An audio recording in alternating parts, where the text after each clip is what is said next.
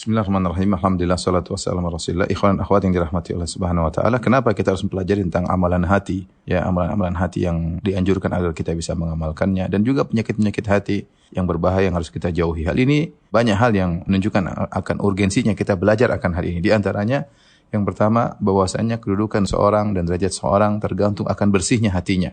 Oleh karenanya di antara doa Nabi Ibrahim alaihissalam, "Wala tukhzini yauma yub'atsun." Yauma la yanfa'u malun wala banun illa man atallaha biqalbin salim. Kata Nabi Ibrahim, ya Allah jangan kau hinakan aku pada hari di mana mereka dibangkitkan. Hari tidak bermanfaat harta dan anak-anak illa man atallaha biqalbin salim, kecuali orang bertemu dengan Allah dengan hati yang selamat. Oleh karena Nabi Ibrahim alaihissalam bertemu Allah dengan hati yang selamat.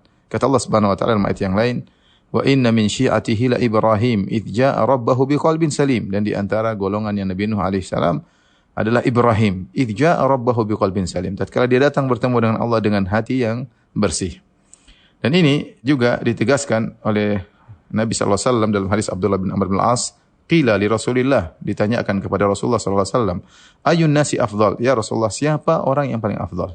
Jadi sahabat bertanya tentang orang yang paling afdal, ya. Mereka ingin tahu siapa orang paling afdal agar mereka bisa menjadi orang tersebut. Kita tahu pertanyaan-pertanyaan sahabat kepada Nabi bukan hanya untuk wawasan tapi untuk mereka amalkan. Ini banyak dalam pertanyaan-pertanyaan sahabat, ya. Amal yang terbaik, amal yang paling dicintai oleh Allah. Sekarang ditanyakan ayun nasi afdal, manusia mana yang paling afdal? Qala, maka Nabi menjawab. Perhatikan jawaban Nabi sallallahu alaihi wasallam, kullu makhmumil qalbi saduqil lisan, yaitu seorang yang disapu hatinya, karena makhmum dalam bahasa Arab itu disapu hatinya, yaitu dibersihkan hatinya, saduqil lisan, dan jujur lisannya. Qalu, para sahabat bertanya, saduqul lisan na'rifu ya Rasulullah, orang yang lisannya jujur kami paham ya Rasulullah. Fama makhmumul qalb, apa yang dimaksud dengan hati yang dibersihkan, yang disapu, ya? Maka Nabi menjelaskan maksudnya makhmumul qalb adalah huwa taqiyyun naqi, yaitu hati yang bertakwa, yang bersih. La ithma fihi, tidak ada dosa dalamnya, wala baghya, tidak ada melampaui batas, wala ghilla, tidak ada kedongkolan, wala hasad, tidak ada kedengkian, tidak ada dengki. Hati yang bersih. Ya, inilah manusia yang paling afdal di sisi Allah Subhanahu wa taala. Hati yang bertakwa, yang bersih, tidak ada itsm, tidak ada dosa, yaitu syahwat, ingin melihat hal yang haram, ingin memandang hal yang haram, ya. Kemudian tidak ada melampaui batas, ya, sombong dan yang lainnya, tidak ada ghil, tidak ada kedongkolan, wala hasad, dan tidak ada hasad. Ini orang yang paling afdal di sisi Allah Subhanahu wa taala. Oleh karena dalam hadis Nabi sallallahu alaihi wasallam mengatakan, "Innallaha la yanzuru ila suwarikum wala ila ajsamikum, walakin yanzur ila qulubikum wa a'malikum." Sungguhnya Allah Subhanahu wa taala tidak melihat kepada rupa kalian dan Allah tidak melihat kepada jasad kalian. Artinya apa? Nabi menjelaskan bahwasanya bukan itu barometer Allah dalam menilai derajat seseorang, ya. Walakin yanzur ila qulubikum wa a'malikum. Tapi yang Allah lihat adalah hati kalian dan amalan kalian. Ini yang menjadi barometer Allah dalam menilai derajat seseorang. Pertama adalah hatinya, ila qulubikum, baru kemudian amalnya, ila a'malikum. Akan tapi yang menjadi pusat perhatian Allah yang pertama adalah hati seseorang, ya.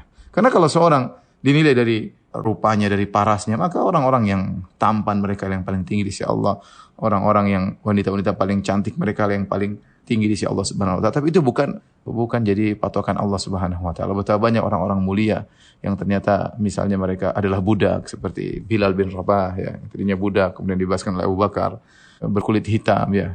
Demikian juga dalam satu hadis ketika Ibnu Abbas radhiyallahu taala anhuma pernah berkata kepada Atha bin Abi Rabah, kata Ibnu Abbas, "Ala urika imra'atan min ahlil jannah?" Wahai Atha bin Abi Rabah, maukah aku tunjukkan kepada engkau seorang wanita penghuni surga? Subhanallah. Atha berkata, "Bala, tentu ya Ibnu Abbas, siapa wanita penghuni surga?" Artinya Ibnu Abbas menyampaikan Rasulullah SAW pernah mengatakan ini perempuan penghuni surga. Kemudian kata Ibnu Abbas, "Hadhil mar'atus sauda." Inilah wanita berkulit hitam yang Rasulullah mengatakan dia adalah penghuni surga, ya. Kok bisa wanita berkulit hitam ini menjadi penghuni surga? Atatin Nabi sallallahu alaihi wasallam faqalat, dia datang menemui Nabi sallallahu alaihi wasallam lantas dia berkata, "Ini usra." Ya Rasulullah, aku terkena penyakit sara, yaitu semacam penyakit ayan, atau aku kemasukan jin. Bisa diartikan ini, bisa diartikan itu. Wa inni atakasyaf. Dan ketika aku sedang lagi kumat, terkadang sebagian auratku tersingkap, ya, entah pahanya, entah betisnya, entah apanya. Fadu'ullaha li, berdoalah kepadaku ya Rasulullah agar aku sembuh. Maka kata Nabi sallallahu alaihi wasallam, "In syi'ti sabarti walakil jannah." Kalau kau bersabar, kalau kau mau, kau bersabar dan bagimu surga. Wa in syi'ti da'autullah an yu'afiyaki. Tapi kalau kau mau, aku berdoa kepada Allah, kau akan sembuh dari penyakit ini. Apa kata wanita berkulit hitam ini? Asbir, aku milih bersabar. Inni atakasyaf, tetapi ya Rasulullah, aku tersingkap ketika aku sedang kumat, yaitu dia malu, subhanallah. Dia berkulit hitam, dia malu kalau terlihat sebagian, subhanallah, bagaimana rasa malu wanita berkulit hitam ini. Mungkin kalau dia tersingkap pun mungkin enggak ada yang lihat. Ya, mungkin enggak ada yang tertarik, tetapi dia punya rasa malu tinggi di sisi Allah Subhanahu wa taala. Maka dia berkata, "Fadu Allah li alla atakasyaf." Maka berdoalah kepada Allah untukku agar ketika aku kambuh, lagi kumat, tidak tersingkap. Fada'alaha, maka Nabi sallallahu alaihi wasallam mendoakan. Ini dalil bahwasanya wanita ini penghuni surga. Lihat, dia berkulit hitam, ya, terkena penyakit. Tapi apa yang buat dia masuk surga? Membuat dia mulia di sisi Allah, dia punya amalan hati, sabar. Dia punya amalan hati, sabar. Oleh karena ini peringatan kepada ikhwan-ikhwan dan akhwat yang terlalu perhatian terhadap penampilan zahirnya. Itu bagus, tidak ada masalah. Tapi lupa dengan perhatikan hatinya. Kita memperhatikan amalan zahir, penampilan zahir, casing kita perhatikan. Tapi yang lebih utama kita perhatikan isi hati kita. Ya, isi hati kita yang paling penting. Karena itu yang menjadi barometer penilaian Allah Subhanahu wa ta'ala. Wallahu a'lam bishawab. Perkara kedua yang menunjukkan urgensinya kita mempelajari tentang amalan hati, itu bahwasanya pahala yang Allah berikan itu bertingkat-tingkat, dan tingkatan-tingkatan pahala pada satu amal yang sama bisa berbeda-beda kembali kepada perbedaan hati, perbedaan amalan hati. Oleh karenanya Bakar Al-Muzani rahimahullah pernah berkata, "Ma sabaqahum Abu Bakrin bi kathrati siyamin wala salatin, walakin bi syai'in waqara fi sadrihi." Tidaklah Abu Bakar mengungguli para sahabat yang lain dengan banyaknya puasa dan juga bukan dengan banyaknya salat, tetapi dengan suatu yang terpatri dalam dadanya, itu suatu amalan hati. Sebenarnya Allah mengatakan, "Alladzi waqara fi sadrihi", yang terpatri dalam dadanya adalah hubbullah. Dia mencintai Allah Subhanahu wa taala. Demikian juga Fatimah bintu Abdul Malik, istrinya Umar bin Abdul Aziz rahimahullahu taala. Ketika Umar bin Abdul Aziz telah meninggal dunia, dia ditanya tentang amalan suaminya, ya. Maka apa jawaban istrinya? "Wallahi ma kana bi aktsarin nasi salatan wala bi aktsarihim siyaman." Demi Allah, Umar bin Abdul Aziz suamiku bukanlah orang yang paling banyak salatnya, bukan juga yang paling banyak puasanya. Walakin wallahi ma ra'aitu ahadan akhwafa lillahi min Umar. Tetapi demi Allah, aku tidak pernah melihat seorang pun yang lebih takut kepada Allah seperti Umar bin Abdul Aziz. Ini menunjukkan bahwasanya amalan hati punya pengaruh, ya, menjadikan pahala ganjaran menjadi besar. Dalil yang menunjukkan akan hal ini sangat banyak. Di antaranya ketika Rasulullah SAW berbicara tentang pahala salat, ya. Kata Rasulullah SAW, "Inna rajula la yansarifu min salatihi wa ma kutiba lahu illa usyruhu au tus'uhu au thumunuhu." Sampai Nabi mengatakan illa nisfuhu. Kata Nabi SAW, tidaklah seorang selesai dari salat kecuali tercatat baginya tidak seluruh amalan salat dia dapat 100%, tetapi dia mendapatkan catat pahalanya cuma 1/10 salatnya, atau 1/9-nya, atau 1/8-nya, atau 1/7-nya, sampai Rasulullah mengatakan atau setengah pahala salatnya. Kata para ulama, kenapa? Karena ini perbedaan pahala salat ini kembali kepada kekhusyuan. Semakin seorang khusyuk dalam salatnya, maka semakin tinggi pahalanya. Ya, ini dalil bahwasanya ganjaran pahala, tingkatan pahala tergantung dengan amalan hati. Ini kita tahu khusyuk adalah salah satu bentuk amalan hati.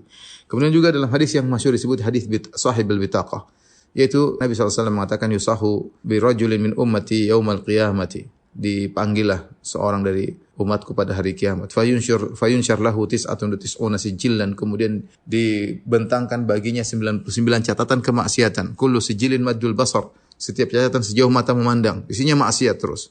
Maka dia menyangka dia akan binasa, ya. Kemudian kata Allah Subhanahu wa taala, "Sungguhnya kau memiliki satu kebaikan di sisi kami." Maka dikeluarkan kepadanya suatu kartu tertulis la ilaha illallah. Maka dia berkata, "Ma hadhil bitaqah min haula'i sijillat?"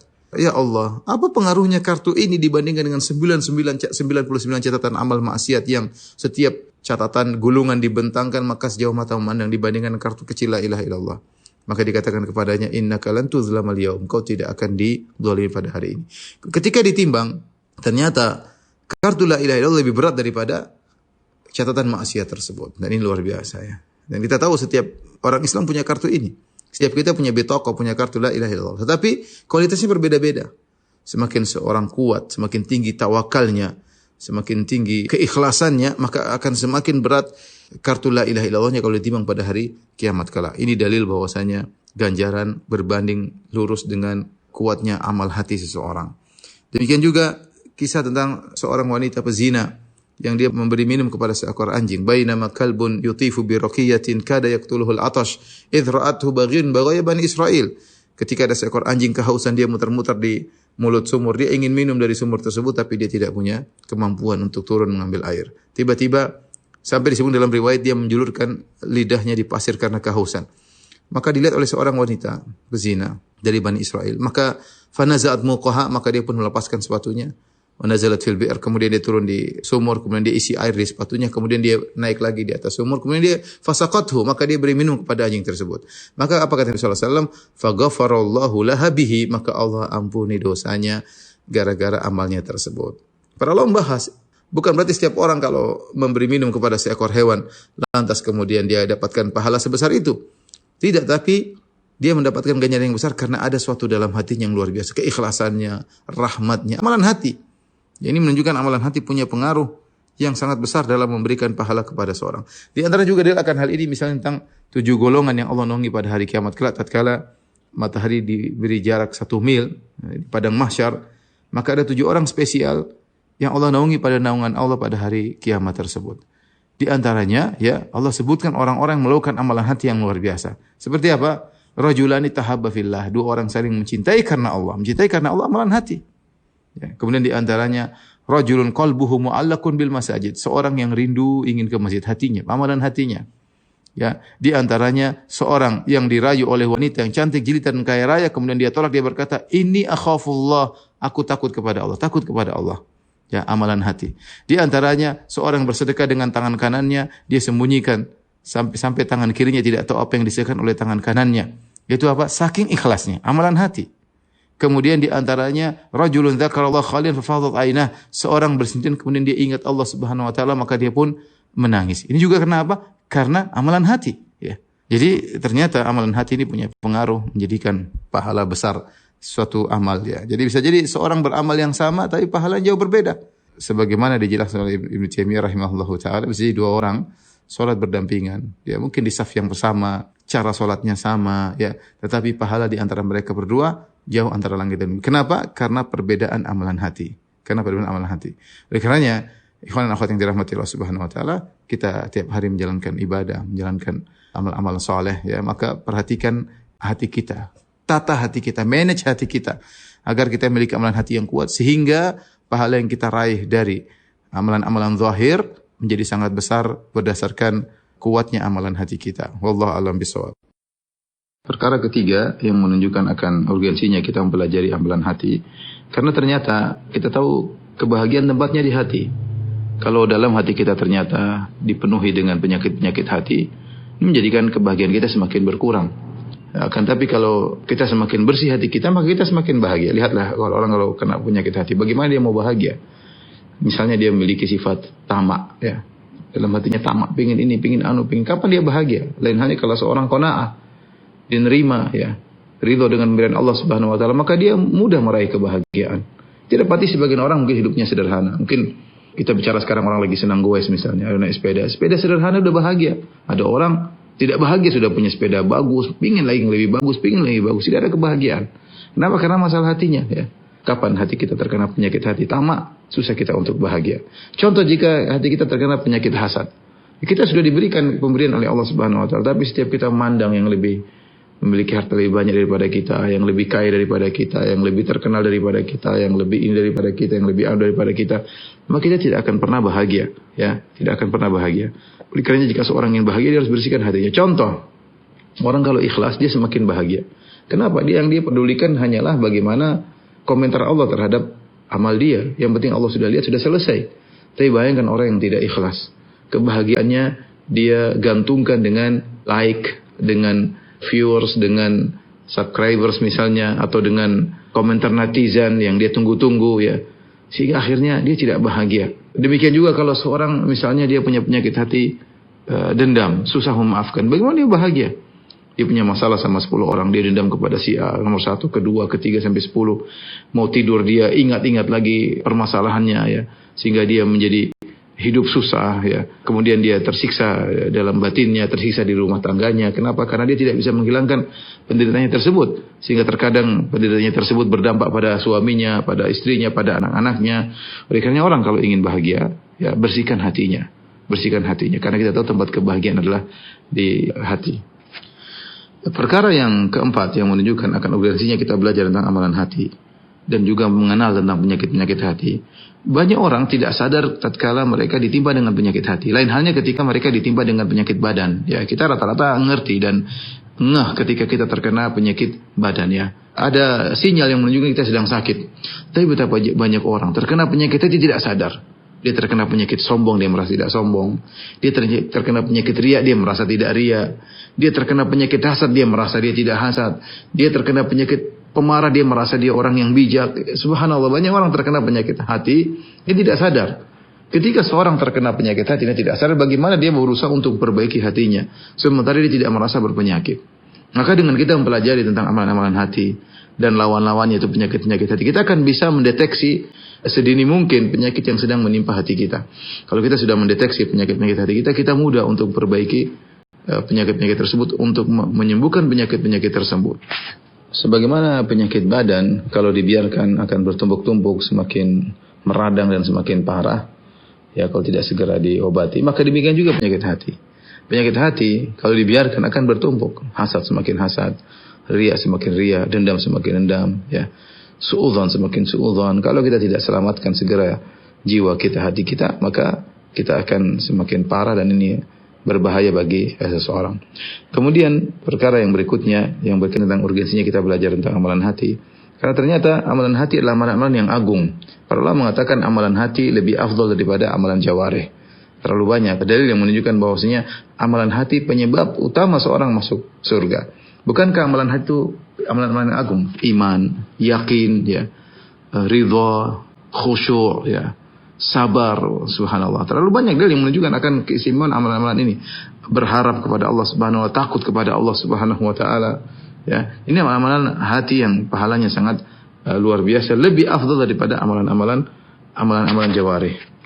Karenanya datang dalam satu hadis ya tentang bagaimana seorang yang tidak hasad, kemudian Nabi mengatakan dia penghuni surga. Satu hari Rasulullah SAW dan para sahabat sedang berkumpul, tiba-tiba ada seorang akan lewat. Kata Nabi SAW, yatlu alaikumul an rajulun min ahlil jannah. Akan lewat sekarang muncul seorang penghuni surga. Tiba-tiba ada seorang laki dari Ansari, kaum Ansar, keluar, dia gantung sendalnya, kemudian masih ada tetesan air wudunya. Kemudian dia berjalan. Subhanallah, kata Nabi, ini penghuni surga. Kemudian besok harinya Rasulullah SAW mengucapkan perkataan yang sama, yatlu alaikumul an rajulun min ahlil jannah. Keluar lagi orang, akan muncul sekarang seorang penghuni surga. Ternyata orang yang sama. Kemudian hari berikutnya Rasulullah mengatakan lagi, yatlu alaikumul an rajulun min ahlil jannah. Akan keluar sekarang seorang termasuk penghuni surga. Ternyata orang itu juga pula. Hanya seorang sahabat, Abdullah bin Amr bin As, penasaran dengan orang ini, siapa orang ini? Apa amalan dia menjadikan dia divonis oleh Nabi 3 hari berturut-turut 3 kali bahwasanya dia penghuni surga. Akhirnya Abdullah bin Amr bin As, intinya dia mencari alasan untuk bisa tidur di rumah orang tersebut. Ternyata ketika dia tidur di rumah orang tersebut, dia tidak mendapati orang ini melakukan amalan-amalan yang luar biasa. Dia heran, sampai akhirnya setelah 3 hari dia berkata, wahai fulan, sungguhnya saya kesini, saya cuma ingin tahu amalanmu itu apa ya. Karena saya dengar Rasulullah menyebutkan engkau 3 kali penghuni surga. Kemudian dia berkata, tidak ada yang aku lakukan illa ma ra'ait, kecuali apa yang kau lihat. Tidak ada yang aneh, bukan berarti tidak disebutkan dia sholat malam dari jam sekian sampai jam sekian, tidak disebutkan dia baca Quran dari jam sekian sampai jam sekian, tidak dilihat dia bersedekah dari sana ke sini, tidak ya. Makanya Abdullah bin Amr bin As radhiyallahu anhu heran, apa amalan dia ini? Akhirnya dia tanya, apa yang kau lakukan? Kata dia, tidak ada amalan kecuali apa yang kau lihat. Akhirnya tatkala falamma wallait, tatkala aku pergi, kata Abdullah bin Amr bin As, maka dia panggil, wahai fulan, kemarilah. Dia bilang, amalanku cuma yang kau lihat. Hanya saja aku tidak pernah hasad kepada nikmat yang Allah berikan kepada orang lain. Subhanallah, ternyata ini amalan yang luar biasa. Tidak pernah hasad sama sekali, yang buat dia dimasukkan surga oleh Allah Subhanahu wa taala. Kata Abdullah bin Amr bin As, hadzal ladzi la nutiqu, ini yang kami tidak mampu untuk memilikinya. Oleh karenanya seorang berusaha berjuang untuk memiliki amalan-amalan hati, karena amalan hati pahalanya besar dan sebab memasukkan seorang ke dalam surga dengan mudah. Sementara kita dapati banyak orang yang perhatian dengan amalan jawarih, lupa dengan amalan hati. Wallahu a'lam bishawab. Di antara urgensinya kita mempelajari amalan hati, ternyata pahala amalan hati itu tak bisa dilipat gandakan oleh Allah tanpa batas. Berbeda amal jawarih, amal anggota tubuh dibatasi dengan batasan tertentu. Al-Imam Ibnu Qayyim rahimahullah dalam kitabnya Madarijus Salikin berkata, "Inna amalal jawarih tudha'af ila haddin ma'lum mahsub." Sungguhnya amalan jawarih itu dilipat gandakan pahalanya sesuai dengan batasan yang diketahui, yang terhitung. Wa amma a'malul qalbi, adapun amalan-amalan hati, fala yantahi tad'ifuha, maka tidak ada hujungnya perlipat gandaannya. Itu terus-terusan. Dzalika wa dzalika li'anna a'mal al-jawarih laha haddun tantahi ilaihi. Kenapa? Karena amal jawarih itu ada ujungnya. Ya, orang salat berapa kali ya dia ada batasan salatnya. Seorang misalnya berpuasa ada batasnya, berpuasa dia berapa hari. Orang berzikir ada hitungannya, dia berzikir berapa kali. Wa takfi indahu, oleh karenanya amalannya, pahalanya berhenti sesuai dengan berhentinya amalan tersebut. Fayakunu jazaoha bihasabi haddiha. Maka balasan amalan jawari, amalan anggota tubuh ya sesuai dengan berdasarkan batasannya. Wa amma amalul qalb, adapun amalan hati, fahiya daimatun muttasilatun. Maka dia adalah amalan yang terus-menerus, tidak ada hentinya. Wa in tawara syuhudul abdillaha, meskipun orang-orang tidak melihat, tetapi dia terus. Misalnya seorang ikhlas kan terus melanggengi hati seseorang ya. Seorang qanaah, itu amalan yang terus selalu melanggengi hatinya. Misalnya seorang khusyuk, seorang takut kepada Allah Subhanahu wa taala, seorang tawakal kepada Allah Subhanahu wa taala, amalan tersebut tidak ada henti-hentinya, selalu menempel di hati dada seorang mukmin. Oleh karenanya kalau kita bicara salat, ya salat ada berapa rakaat, 2 rakaat, 100 rakaat, 200 rakaat, ada batasannya. Tapi kalau kita bicara amalan hati, maka tidak ada batasannya. Kita bicara tawakal, kita bicara takut kepada Allah, kita bicara mahabbatullah, cinta kepada Allah Subhanahu wa taala.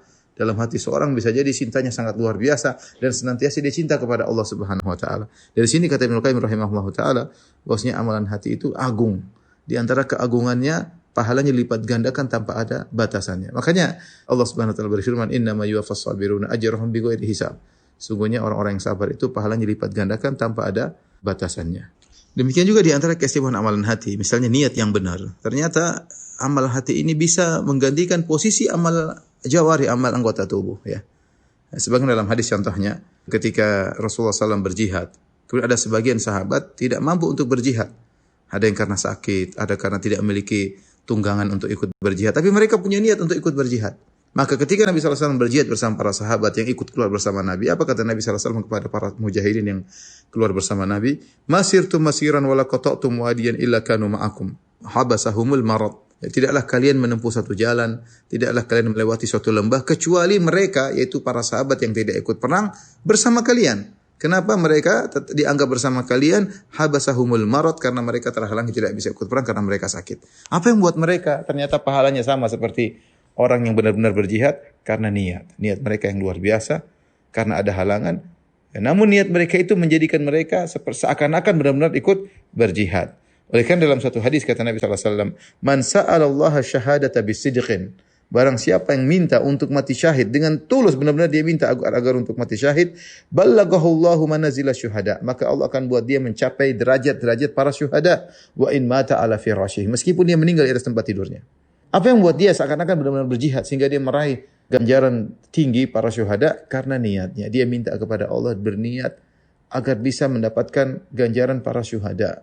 Di antaranya yang menunjukkan tentang agungnya amalan hati, yaitu sebenarnya menyebutkan bahwasanya amalan hati masih terus bisa dibawa oleh seseorang bahkan dalam kuburannya. Berbeda dengan amalan jawari, amalan anggota tubuh berhenti. Jadi dia meninggal sudah tidak bisa lagi melakukan amal soleh. Tetapi ketika dalam kuburan dia masih punya iman, ya, amalan hati dia masih ada kerinduan bertemu dengan Allah. Dia masih punya ketakwaan, ya, sehingga nanti dia bisa menjawab pertanyaan malaikat mungkar dan nakir. Semua dengan apa? Dengan imannya, dengan amalan hatinya yang dia bawa dalam kuburannya. Ini semua ikhwan dan akhwat yang dirahmati Allah Subhanahu wa taala, poin-poin yang menunjukkan akan pentingnya kita belajar amalan hati.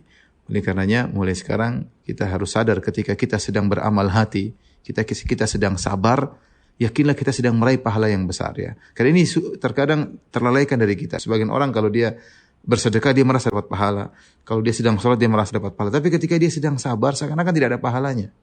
Seakan-akan itu bukan pahala, padahal sabar itu pahalanya luar biasa. Tawakal itu juga pahalanya luar biasa. Seorang tawakal kepada Allah, seorang husnudzan kepada Allah, itu pahalanya luar biasa. Seorang yakin itu juga amalan hati. Pahalanya lebih besar daripada amalan-amalan jawari, daripada amalan anggota tubuh ya. Dari sini juga kita tahu bagaimana bahayanya orang-orang yang menyimpang dalam amalan hati. Seperti orang-orang yang terjerumus dalam kesyirikan, yang tawakalnya kepada jimat, yang tawakalnya kepada penghuni kubur ya. Seperti itu, maka mereka adalah orang-orang yang sengsara, yang jauh dari rahmat Allah Subhanahu wa taala. Wallahu alam bisawab.